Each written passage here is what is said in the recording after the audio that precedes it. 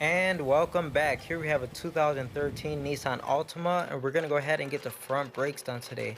Now this car actually belongs to my girlfriend, so I have to make sure I do a really good job on it. If not, I'll be sleeping on the couch and eating those instant soups out of a foam cup for about a month, aka the dog house. And trust me, that'll be the least of my problems. So let's go ahead and get started with this job. Now as you can tell, I'm lifting up the vehicle first because I have an impact gun. If you do not have an impact gun, you want to make sure to loosen your lug nuts first while the vehicle is still on the ground. Then you can raise it up and completely remove the lug nuts at that point. And of course, we're going to be using jack stands. Do not rely on the floor jack alone because it's not safe at all. Now it looks like we have a plastic bag melted onto the exhaust system. So while the vehicle is up, I'm going to take this opportunity to try to get it off. Nothing too fancy, just rip the majority of it off and that should be good enough.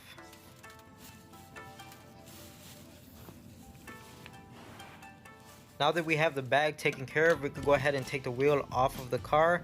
The nice thing about flip sockets is if it's not the right size, just flip it over. So that really saves a lot of time for me.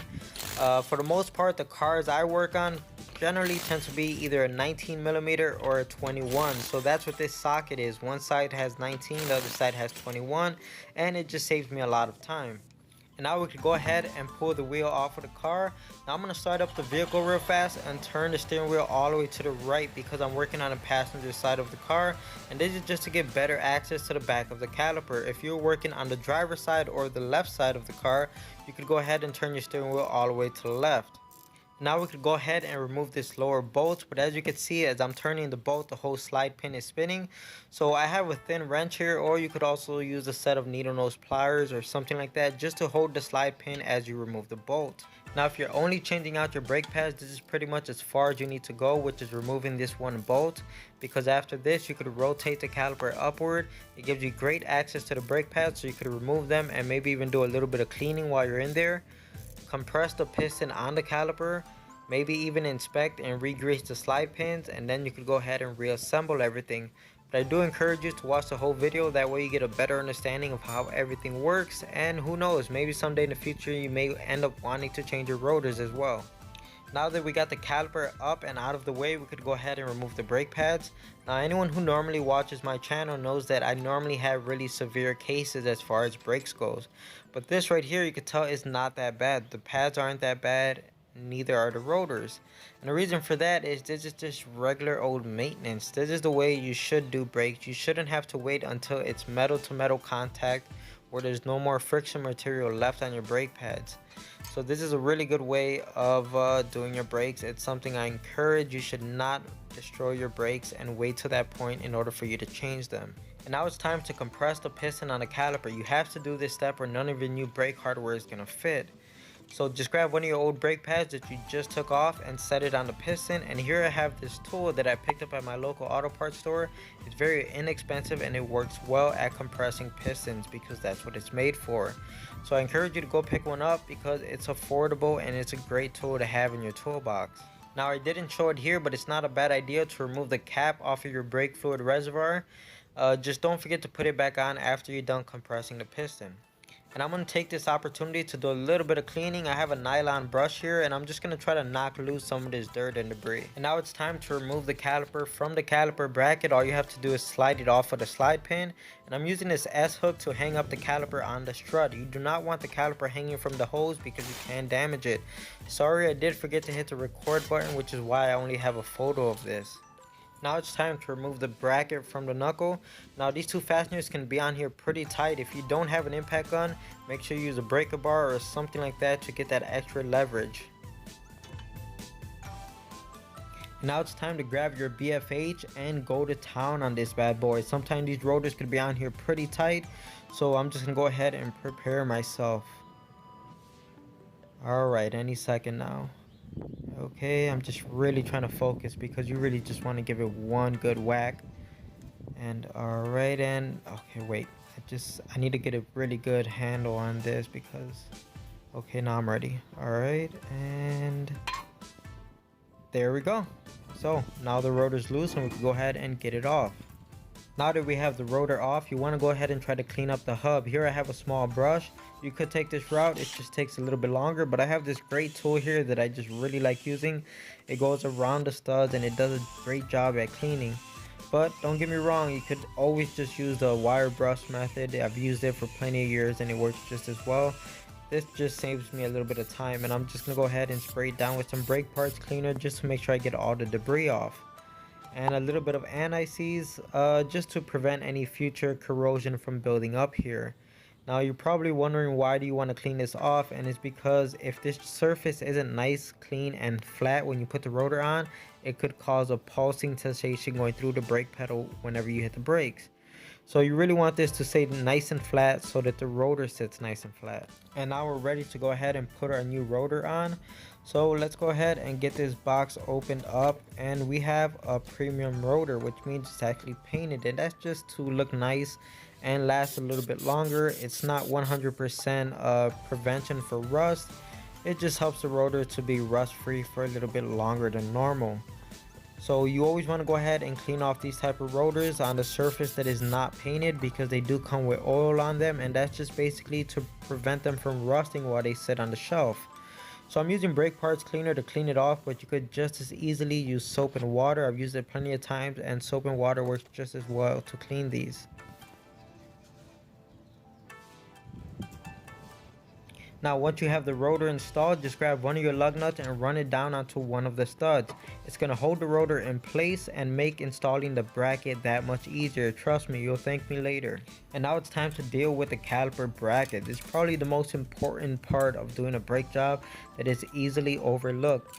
So I took off the hardware kit, and as you can see, there's a little bit of rust right on these tabs where the pads would normally sit. And you want to try to get this off. Here I have a few different files, and we're going to try to remove that rust. You don't want to take any of the metal off of the caliper. You just really want to get that surface rust off and get it as clean as possible, because the more rust you have sitting here, it's going to make it more difficult for the pads to be installed, but ultimately it's not going to let the pads work as they should. Now I know what you guys are thinking, the people who normally watch my channel. Oh no, not another brake video. But trust me, there are people out there who are looking to fix their cars, and they search their cars, you know, specifically their cars. Not like, what's that guy's name? Oh yeah, Chris Fix, who just puts out a video, how to paint your valve cover. How to change your front brakes, how to change the thermostat. You know, it's so very vague, you know, and people watch these videos thinking, oh yeah, now I know how to change my brakes. And get a good surprise when they start taking their car apart and it looks nothing like Chris Fix's video. So I know it kind of sucks to be doing so many brake videos. Trust me, it kills me inside. But there are people out there, and I have people asking me for, you know, specific videos on specific cars. So that's why we do this. But yeah, as you can see, I put a little bit of lubricant right on the caliper bracket itself before I install the new brake hardware, and that's to try to slow down or prevent any rust from building up underneath it how it was before. And of course, you always want to replace your brake hardware, because that's where the pads are going to slide back and forth on. And remove the slide pins, take any old grease and wipe it off, and we're going to put a fresh coat of grease on here, and we're going to do this to both slide pins. Now sometimes when you go to slide in the slide pin, you're going to notice that it doesn't really want to go in completely, and it kind of feels like squishy, and that's because there's air trapped inside of there. So you have to kind of burp the system, if you will, and all you really have to do is pull back on that little rubber boot as you're pushing in the pin, and it lets any air escape out of it. Now here's the other slide pin. It's still attached to the caliper because we never removed the fastener for it, and that's perfectly fine. It's a fast and easy way of doing this. Just leave the slide pin attached to the caliper.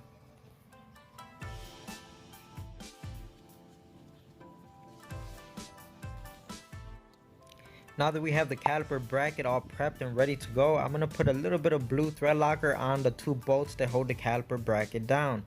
Now these are on here usually pretty tight, and the blue thread locker is just added security. It helps me sleep at night. Don't ask me how. I know I've had a bad experience with this before, so we'll just leave it at that.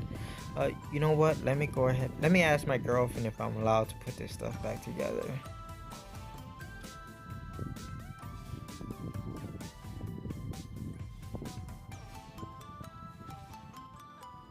And we're back. I got the green light, guys, so we're all good to go. Oh man, you should have seen it. I went in there with my head held high, and I was like, babe, we're getting this done today. I put my foot down. You know what I mean? No, I'm just joking. I had to ask her. But that's not the point. Don't judge me, okay? Remember this. Dog house. It puts fear in men all across the world. And of course, once you got the fasteners in, you want to make sure you torque everything down to spec, especially these, especially the ones after it, and especially the ones before it. Basically, all fasteners, you want to torque them down to spec, because if not, bad things will happen. Well, probably not, but you'll never know. Just torque it down to spec and play it safe.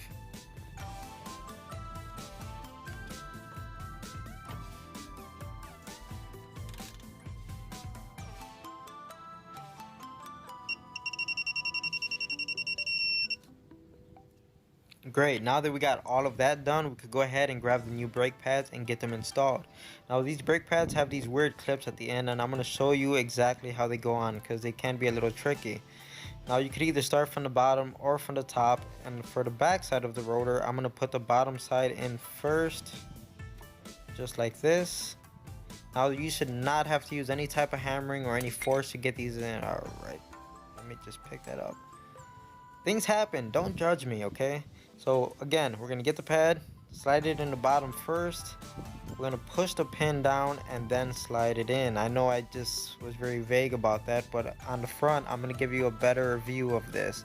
Again, slide the bottom in, and then as we come to the top here, as you can see, there are two pins here. See, I have one on top. You don't want it on top, you want it on the bottom, just like that. And you don't even have to start by putting the bottom in first. Here I'm going to put the top in first. Just make sure you put that one pin underneath it, and you push it upward and get the bottom piece to slide in. And just like that, the pad should go in. No force, no hammering, no forcing them to go in with a hammer. But now we could go ahead and grab our caliper, take it off of the hook, or whatever you're using to tie up your caliper, and now we're going to slide the slide pin back into the caliper bracket. Now this is the part that I missed, or I forgot to record, which was taking this off, and this is how you put it right back on. So just by seeing how I'm putting it back on, now you can understand of how I took it off at the beginning of the video. Let's go ahead and get that in, and now we could rotate the caliper downward, and it should fit over your new rotor and pads because you already compressed the piston on the caliper.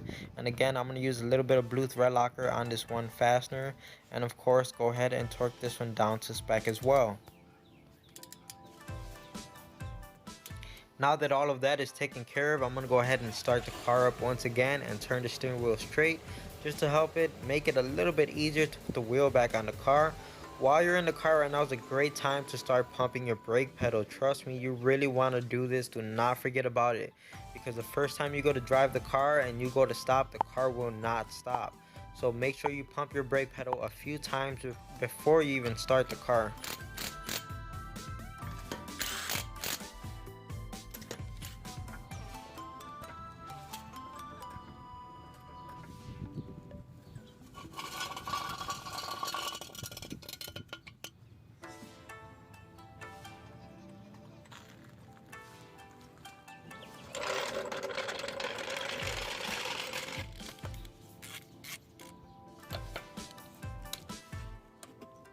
And that's it for today. So I hope you learned something. If you liked the video, give it a thumbs up. If you didn't like it, give it a thumbs down.